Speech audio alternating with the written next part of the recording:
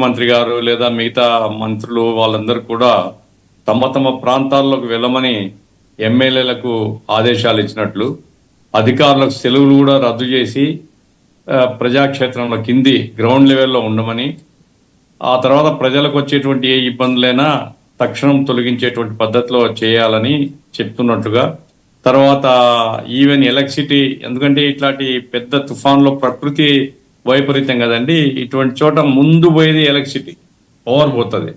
కాబట్టి ఒక 1000 మంది కాంటాక్ట్ వర్కర్స్ కూడా రెడీగా పెట్టినారని, ఆ రకంగా కరెంటు ఎక్కడ అబ్స్ట్రక్షన్ జరిగినా కానీ ఆ వెంటనే పునరుద్ధరించేటువంటి చర్యలు తీసుకోవాలనేటువంటి పద్ధతిలో ఏర్పాటు చేశారనేది చూస్తున్న ప్రకటనలు. అవును. ఇప్పటి వరకు అడ్వర్స్ గా ఏమీ కనపడలేదు. ఇప్పటి వరకు అందరూ అప్రమత్తమై ఉన్నారు, అధికారులు కూడా కింది స్థాయిలో ఉన్నారు.